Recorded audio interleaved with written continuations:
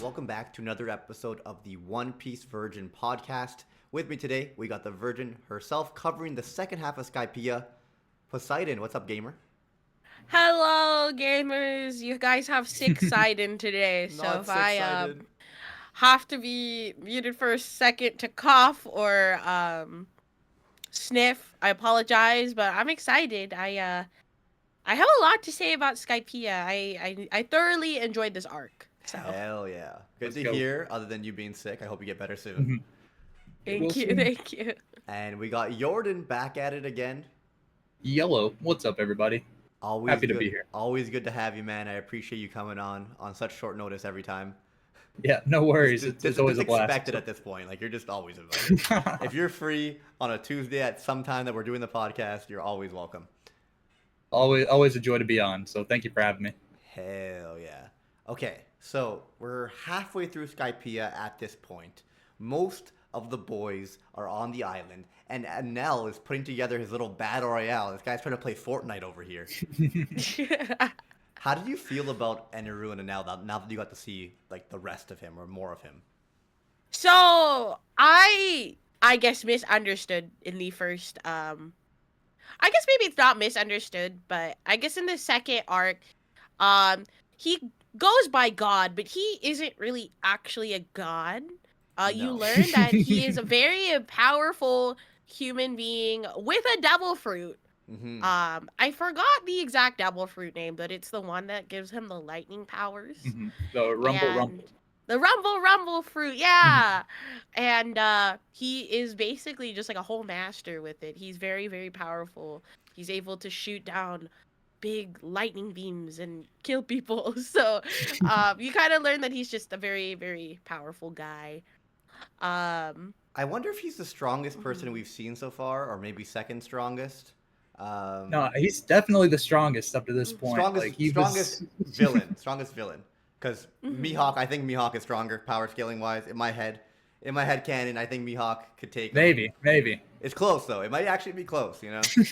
Because Enel is wild. Like, between being a Logia user, his entire body is made of lightning. That means he can move at a similar speed to lightning. He could attack and just smite people from a million miles away with lightning. He also has mantra, and in combination with his devil fruit, he can basically hear people from across the fucking island or across the sky island itself, not even the endless verse. Oh my god, is he powerful. And he can read people's attacks. He is very strong. I am a #1 Enel Glazer since day one.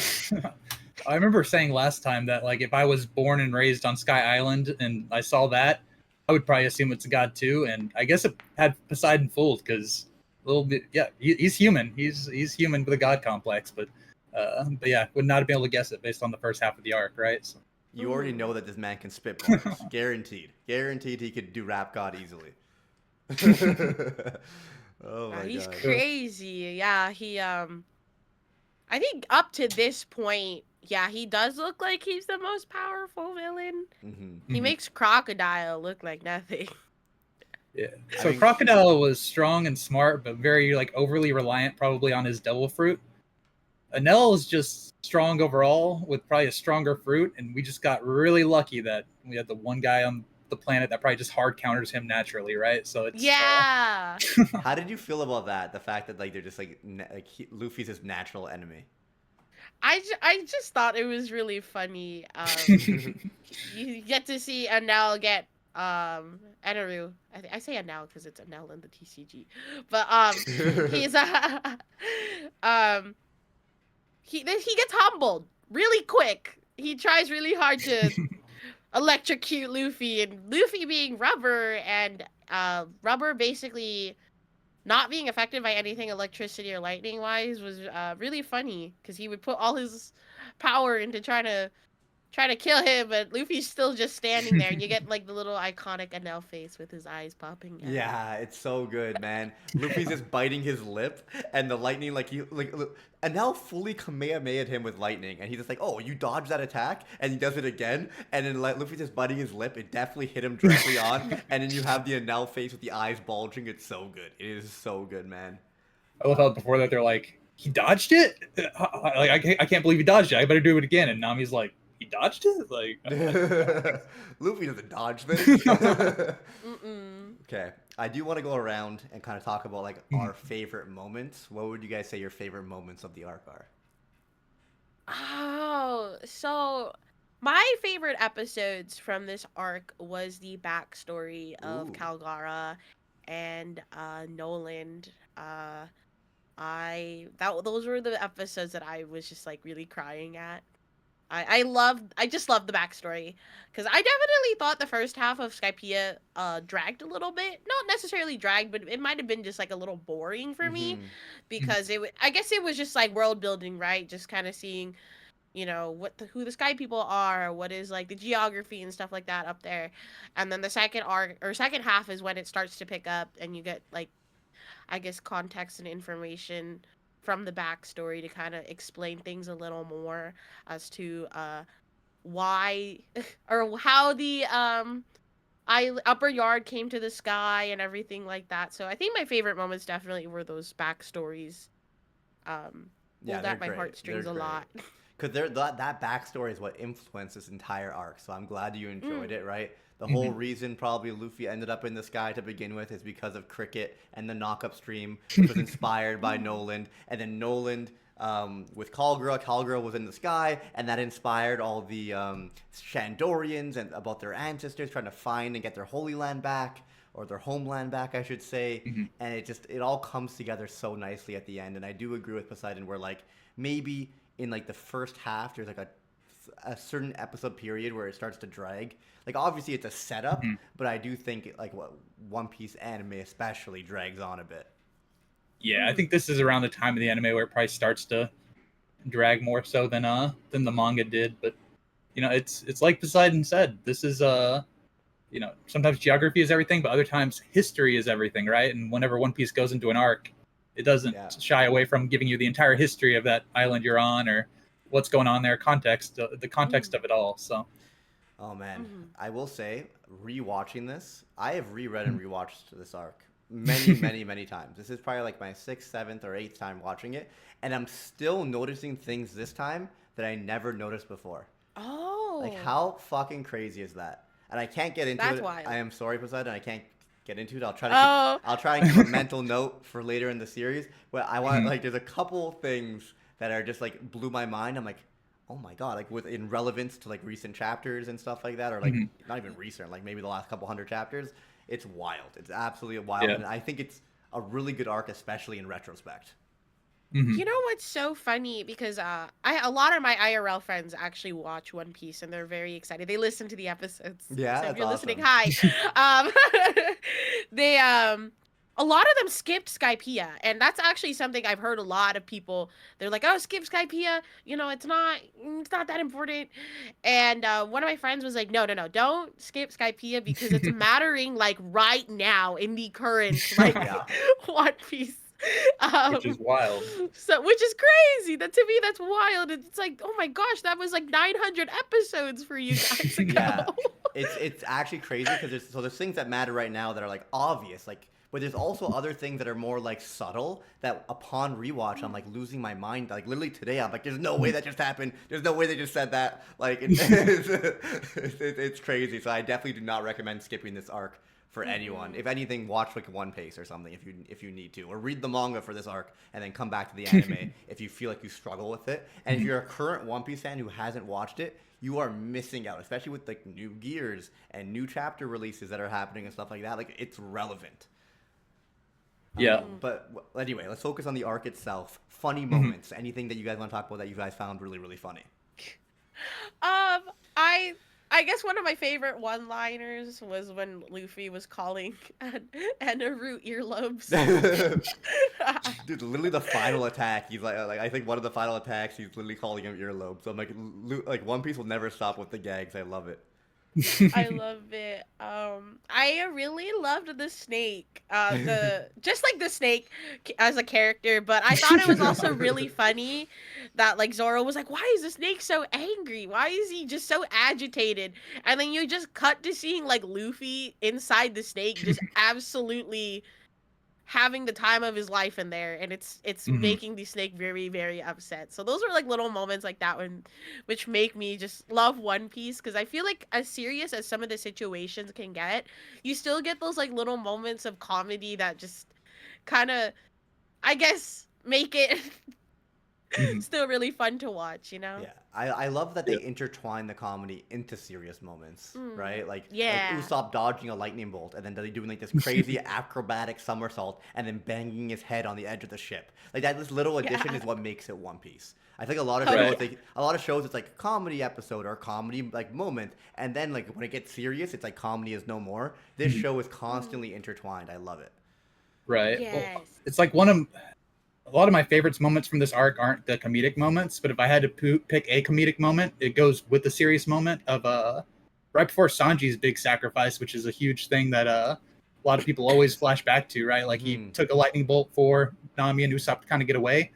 Right before that, leading up to it and stuff, you know, Usopp's like you're not considering sacrificing yourself, are you? He's like, don't worry, for Nami, I would definitely consider sacrificing you. Like I wouldn't hesitate. I'd be like, so Briggs, don't worry. For our girl Poseidon, I would sacrifice you in a heartbeat. All right. No, the best part is Usopp standing before God. Like Usopp standing before God himself and being like, "I'm gonna use a spell on you." It's like a paper clip rubbed across your knuckles, or a paper cut. I don't remember what it was, or like a splinter underneath your nails. Like, if only he would have tried the rubber band. Oh man, the rubber band of doom. It would have gone hard. I'm telling you. Usopp hammer. Where's the Usopp hammer at, man? Bring it back.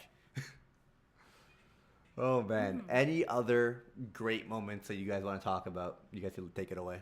Yeah. So for this arc and stuff, I know like the history itself might have been Poseidon's favorite part, but like touching on not Robin's appreciation for the history was probably mine. Just how defensive she was of history in and of itself. Her reading the Poneglyph, which is or that was up there, and then us getting to see the reveal of the second weapon that was like written on the Poneglyph, right? Can you guys tell me about the Poneglyph moment? What's written on it? What's written or described next to it and stuff like that? Because unfortunately, the alarm for my fucking condo went off right when I was about to enjoy that moment again, and it had been so long. Well, I'll give you guys one guess about who was on it, but if she wants to go ahead and talk about it. So the thing that stuck out to me the most was the fact that Goldie Roger wrote on the Poneglyph, right? He wrote on it. Yeah. His name was on it. And they were talking about the significance of the D in his middle name and Luffy's. But you get kind of context of what these Poneglyphs are. All of them are connected with one another. They like guide each other to the next, which I think was... When I saw that, when I was watching that part, I was kind of sitting there like, why are people skipping this arc? I feel like this is such important information to know to continue watching One Piece. But yeah, you get a little more, I guess, context on what they are, because the first one we saw was in Alabasta, if I'm not if I'm remembering correctly, right? Yep. Poseidon. And do you remember what was said on the Poneglyph? So you got the gold D. Roger signature, which I believe was even like put into the stone via like in the language of the Poneglyph, right? Or did it right? Which is interesting. Take a note of that. Like, I was here. Take a note of that. It was on the bell. If I'm remembering correctly, and you're free to correct me, because again, I had a bunch of brain fog while I was watching this. It was talking about a weapon, right? Kind of similar to the one in Alabasta. So there's a bunch of just like world destroying weapons. Yeah. So the one in Alabasta was named Pluton, but this one in particular had a name that just made me really happy. There we go. Poseidon! I was just saying, I'm like, you better fucking remember what this one no, it was Poseidon. It was Poseidon. I was watching it yesterday. I was like, it's me! She's over here nerding out about all this stuff that doesn't matter. I don't care about any of the other facts that were dropped on us. That was what we wanted to touch on. We got our girl nerd in this chapter. Oh my goodness. Sorry. Yeah, no, it's Poseidon. So there is a weapon somewhere that can destroy things named Poseidon, aka me. So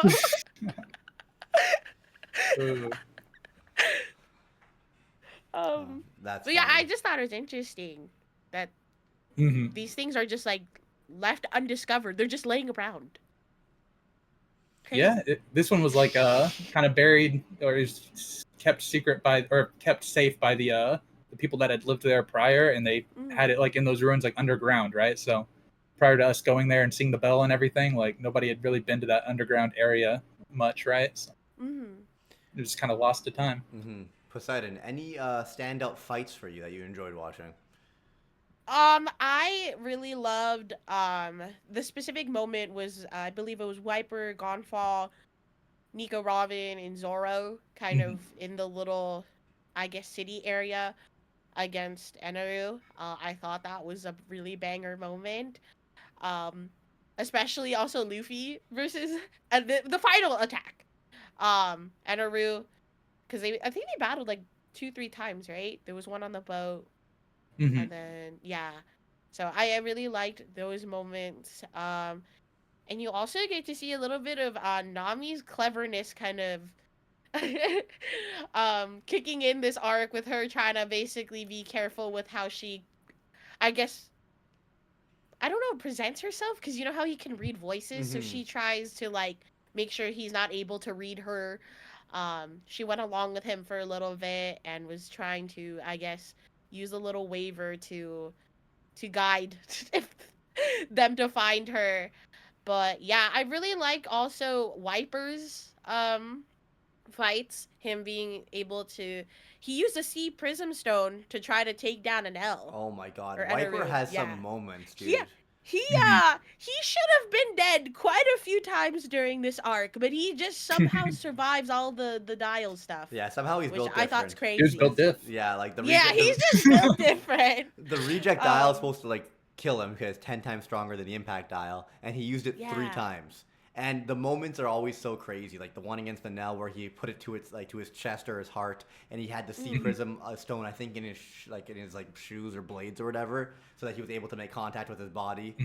And then he like literally basically killed Enel, and then Enel restarted his own heart. Like that's how OP this guy is. Like that's fucking nuts. Crazy. Wiper also used it to blow up the beanstalk so that Luffy couldn't reach Enel. And there's a moment where like Wiper finds out about like the history between like Noland and Cricket and Luffy and why Luffy's doing it, and Wiper actually starts crying, and I teared up today as well watching that, which was great. Yeah. Oh, Wiper slept on. Yeah, he slept on for sure. Robin's fight against that was my favorite. Yeah, I knew you guys would like it if you guys want to talk about it. Against the big dude, the big fat ugly dude that was destroying them. I don't even remember his name, but he was destroying the ruins, right? And she was like, how dare you? Like, history always repeats, but we can't go back to the past, right? We got to cherish these monuments and stuff that are from it. And you know, the way she made him pay is just creative. Like, she blinded him at times. She took the dials that he was using to bounce around, flipped him inside out, like on his little sash, and then threw him against a tree to where like those impacts hit him there. And I'm like, that is just brutal. Like I don't remember it being that brutal, if I'm being honest. And then after that, she put him in a chokehold and threw him off a cliff. Like that was fucking crazy. So normally Robin could just snap people's necks, but this guy is like really physically strong, so she couldn't just do that. His neck was like thicker than the bell itself. But she is cold-blooded. I do love this one. Like, you get to see like her strategize and like her use her fruit like smartly, catching him, throwing him into a tree, throwing him off the cliff, and like snapping his back and like holding his like arms and legs so he couldn't like protect himself. And like you said, blinding him and using the dials against himself. It was just great. It was such a good fight. Yeah, and he's like, "Please forgive me for doing that," and she's like, "No," and then just throws him off the cliff. I don't know. Our girl's cold-blooded, so you love to see it. No mercy. Did you guys enjoy Chopper's fight with that Chopper? stupid guy? Yeah. You know, I was thinking to myself, I'm like, Chopper went through it a lot during this first half of the arc. So, um, Chopper doing his best to try to put up a fight, but then kind of ultimately just kind of fainting for a while. I'm just like, you know what, Chopper, you need a rest. You deserve a rest, especially You deserve a rest. once he fought the Iron guy, like he got wrecked. Yeah. But he had a good fight against the spider hair dude. I am so bad with Mhm. names. I'm so sorry. And he did win that fight. He did win that fight. Mm-hmm. Let's see. Go ahead, Jordan. I think one thing that's kind of slept on, like the Chopper's fight's great, and some of those other fights are great, but Nami going head to head with Enel for just a bit. Like he's Yeah. obviously like, yeah, I can turn up the ampage and you won't be able to do that, but like for a little bit, she's holding time by like doing stuff with the weather and being creative with how that works, right? So I don't know, Nami doing that, and then also the triplets that attacked the ship, like she was holding her own against them and put the dial right on the dude's face off the gauntlet that she got. I don't know if you guys remember that, but I forgot how many good moments Nami has like in this arc of just kind of holding her own. I will say, creatively, especially early One Piece, that's one thing I like. I feel like everyone gets a moment to shine. For the most part, like obviously Usopp and Sanji, maybe not as much this arc. Like Sanji had his like nothing happened moment in a way where he blocked the lightning and saved Usopp and Nami and like said thanks for the light and fucked up the ship as well, delaying Enel and giving Luffy time and stuff like that. But for the most part, like Nami got some time to shine, Robin got some time to shine. Chopper had his first solo 1v1 fight ever. Like it was just, I think it's a great arc. I think it's slept on, honestly. No, yeah, I really loved Skypiea. Like I would put it, I guess, by Alabasta. Like Alabasta is probably still my favorite arc up to this point. That's fair. But I would put Skypiea up there. I feel like the lore drop and everything that was kind of just that happened during this arc is gonna matter so much, and I just really appreciated it, I guess. Hell yeah. Yeah, we'll definitely be talking about this in a year and a half. Yeah. It's like Alabasta had a lot building up to it that I think people like appreciated, that kind of divided it into sections for him, but Skypiea is so much and it's just all kind of its own thing, right? There's Jaya right before it, but there's not a lot of build up, so I think that's usually where a lot of the criticism would come from is it's just kind of a lot all at once, but it is good. I like this art. Trying to think, we definitely haven't talked about everything. Obviously, there's the moment where Luffy finally rings the bell. If you guys want to talk about that, Poseidon. Oh, the bell! God, that part was so emotional because, you know, Cricket spent all this time trying to look for the gold that he thought was at the bottom of the ocean, and ringing that bell was basically just like his signal of like, hey, I found what you're looking for and it's not down there, it's up there. The bell is real. The city of gold is real. real. The bell is real. It does exist. Nolan was not a liar like everybody said he was. So I think it just like having that relief for, you know, his, I guess, predecessors was very emotional. Like that moment, man, like, oh, it's so good. Speaking of funny moments kind of related to the bell, one of the things I've always remembered about this arc and whatnot, and I still love to this day, is they were obviously like, we can't give you the bell, but this giant column of gold that holds it up, like you saved our lives, you saved the Sky Island, you guys can have this. Like they were willing to give that away. They're talking to Robin about it, but Luffy's a pirate, right? He's like, guys, wake up, be quiet. We're stealing all the gold, and he like took all the little gold, and they're making their great escape with it. And they're like, Robin, come on, we got to get out of here. We got to steal the gold. And everybody's like, you do not want this? She's like, no, they apparently they don't want it, and she just runs off. But she just lets it happen. I don't know. I love that they're just stealing all these like little. It's a small fortune, but like they could have gotten a giant column of gold, and they were just like, they didn't even know. They were too busy trying to be pirates, right? Was that the gold that was in the snake's stomach?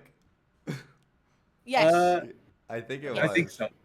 They were inside. So Zoro, I think it was Zoro and Chopper that were outside, and they were like outside the snake, and the rest of them were in there looting. That's so freaking funny. That is so funny. I do want to talk more about Luffy versus Enel. There's a lot of like little moments within the fight that I really like. I don't know if there's anything you guys want to touch upon first within that fight. Yeah, I mean, one thing is Enel asks Luffy, "Are sharp objects your weakness?" And Luffy just goes, "Yes." Like, I'm not over that. I don't know. Oh Yeah, my it's so funny, this So- series. Like, even yeah, like Luffy's like, he could read my mind. What if I stop? What if I stop thinking? And then we saw Ultra Instinct in action, but the problem is if he stops thinking, he can't throw attacks. If he isn't thinking about his attacks and is just kind of wobbling around with no plan, Enel can't really predict what he's gonna do. That's one of the fun things about Luffy, though, is he's dumb in a lot of ways, but he is creative, if nothing else. Like, we see that all throughout the series. Like, and it usually backfires, like him almost drowning himself at Arlong Park and things like that. But like, he's creative with the way he comes up with solutions, right? Yes. Speaking of creativity, he octopus mode. Poseidon, do you remember the octopus mode, or are you brain fogged for that? A little bit It's of brain fog. It's not her fault, guys. Remind It's not her me. fault. She like- has like a sinus infection. She's sick. Yeah, That's like 2 panels. I've been sick. Yeah, it's a funny. It's like little, 2 panels. You didn't miss much. You didn't miss much, but I will say the octopus mode is how he ends up landing attacks on Enel early on in the fight. Like he turns into the octopus mode and started punching the Arc Maxim, the ship, in the air, and he's deflecting his arms off the gold because he's really able to, like, Enel's able to read his attacks. But if they're all deflections and just chaotic and crazy, Oh, that's right. Yeah, because he too. was hitting it right directly on, so it's just bouncing off, right? Yeah, I remember that. I don't think I remembered it as octopus mode, but I He remember was that joking about moment. octopus mode right before Yeah. that, but I didn't piece the two together either. Okay. Yeah. And it That's just, funny. I love the mix of comedy, but also, like, I know Luffy's a fucking idiot at times, but he's actually very smart in battle, so it's not like, let's not undercut him there, because the different things that he attempts and tries against Enel is what actually allows him to win, right? Yeah, I'm still so proud of our boy too for finally trying to do something parody. They made out like bandits. I know. Sorry, I know we already touched on that. I'm just proud, you know. I mean, I had to re-mention the Sanji moment. I'm like, I like the Sanji moment. You mentioned it. I kind of like didn't give it the props it deserved. Like, I need to re-mention the Sanji moment. Yeah, I mentioned it because it kind of goes hand in hand with that funny moment leading up to it. He's like, "Don't worry, I'd sacrifice you," but then right after that, he has the most epic sacrificing himself moment. Like, oh my god, you know what's a up to funny? this point in the series. You know what's a hilarious moment that we forgot about? So Zoro's lost as hell, and he's trying to go south. Meanwhile, there's a south bird next to him that's pointing south. Amazing. And he keeps on going the opposite way, and he ends up back at the altar. And then eventually, the bird just like flies off, and he holds on to it, and he finally ends up south. And then the bird's like, "Oh shit, I don't want to get eaten by a snake. I guess I'll drop him here." And he just ends up where he needs to be. It's just, that's just so One Piece. I love it. The Zoro lost moments are always underrated. Those are so fun. I agree. Chat. Anything else, Poseidon? Anything else that we want to talk about? Remind me, please. I think we covered pretty much like all the major stuff. I think there's one thing related to the history that we haven't touched on exactly, but I think it's good to keep in mind for going forward. Is when Robin's thinking about it, she mentions like what year the island disappeared and like went into the sky and whatnot, and she says it falls right into that 100 years of history that's just missing, right? So yeah. I think this is like the first time it's maybe it's brought up before this, I don't know, but it mentions like there's like 100-year gap in history where nobody knows what happened, right? So the end of that island, whenever it disappeared, just kind of happens to fall into that time span. Yeah. So. That's good. Yeah, it's definitely important to note. Anything else, chat? Trying to remember here. Oh shit, there was something I wanted to mention. I forgot. God damn it. Maybe it'll come back to me. I think it had to do with history as well. I don't want to spoil anything. No, the Jaya stuff was 400 years ago. The Jaya stuff was 400 years ago, but there was something there was something about that fell into the 100 years. And that was okay, I don't want to spoil anything. I don't want to say anything. Okay, guys, the next arc is a filler arc. It's not that many chapters or episodes. I think we just do it all at once, and we have to do it. It's my favorite filler arc. I've heard that this filler arc's really good. I've heard great things. One of the best filler arcs that ever was a filler arc. You love to see it. the city of Shandora was thriving 1,100 years ago, and then it fell 800 years ago. Interesting. Yeah, maybe that was the quote. I think the 800 years ago or something like that was. She was like that. That that coincides with. We don't know what happened in that century, right? Like. Mm-hmm. All right, so it's only 11 episodes. The next arc is only 11 episodes. We'll do that for G8. 2 weeks from now, and then after that, we're getting back into the canon, into another arc that I think rivals Alabasta, or Saga that I think rivals Alabasta afterwards, which is great. Is it Water 7? Yeah. So yeah, all my friends are so excited for me to watch Water 7 because one of my friends was telling me if One Piece ended at Water 7, it still would have been a really fucking good show. So, I mean, if you're saying that, this arc has to be a banger. Fuck. I forgot about Long Ring Long Land. Never mind. Okay, after G, Wait, is that... after G, oh, yeah, I guess yeah. after G8 we have Long Ring Long Land, which we are going to cover because I actually think it's hilarious. Unfortunately, there's a lot of filler and it's annoying as fuck. But it is canon, so we are gonna watch Long Ring Long Land. Poseidon needs to experience everything, and Yes, then we'll get to Water experience it 7. all. But yeah, next or 2 weeks from now we'll do G8, guys. I don't want to miss anything for Skypiea, and fuck. I feel like I'm forgetting something. There's so many things that while I was watching, I'm like, I gotta tell Poseidon this. I gotta ask her about this, and then the podcast starts, and I'm like, I can't remember. I mean, there's definitely a lot that happens, in a whole half an arc in One Piece. So I'm sure there's stuff where, we haven't really talked about, the citizens of the sky and how everything's being smited around them because he's literally destroying the whole island and things like that. Yeah, that's another thing. Enel is just petty. Dude, his goal is to go to the moon, right?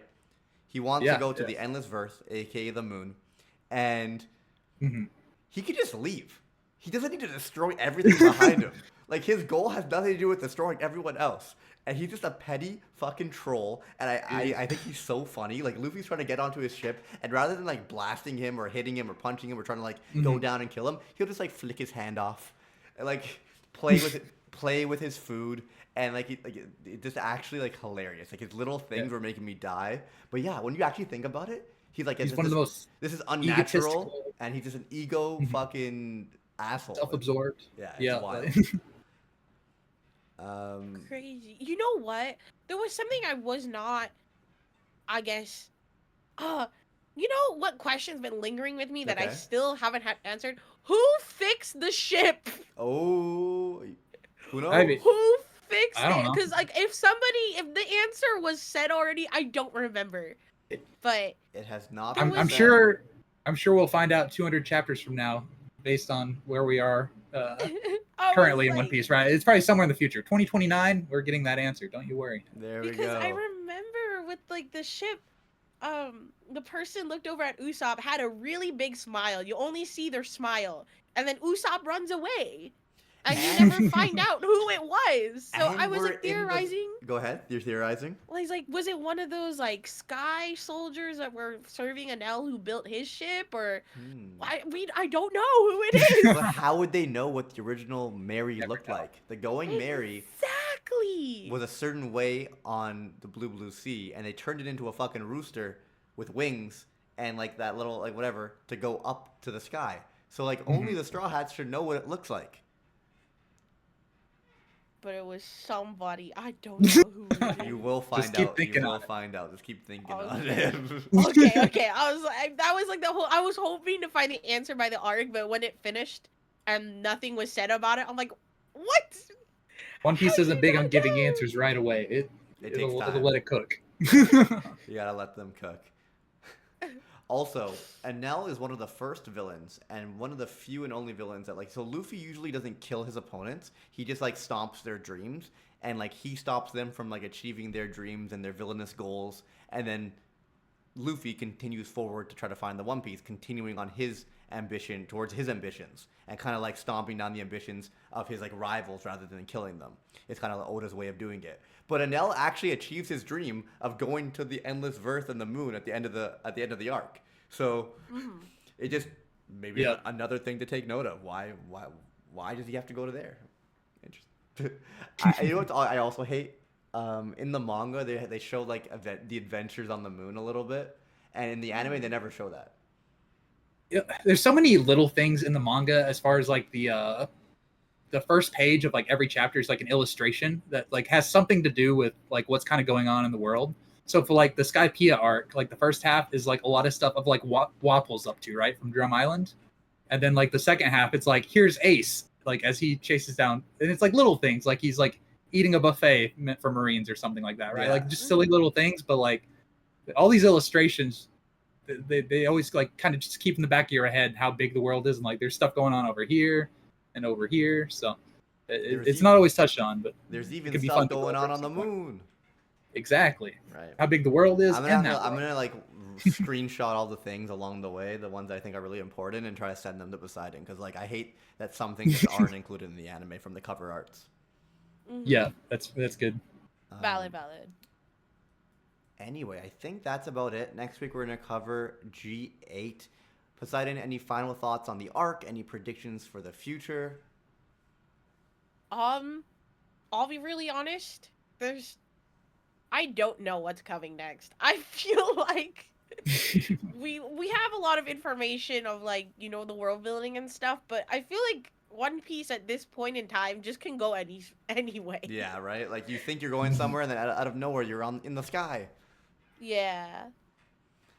That's the fun of it. You don't focus too much on the end destination, just focus on the journey, and you know, every place is its own little adventure. So. Exactly. Poseidon, thank you so much for going through this with us once again. Jordan, thank you for joining us. Of course. Thanks for having me. Thank you. I appreciate you, gamers. Chat, I hope you guys enjoyed. And just like that, I'll see you all next time, Space Cowboys. Later. Bang. Bye-bye. Bang.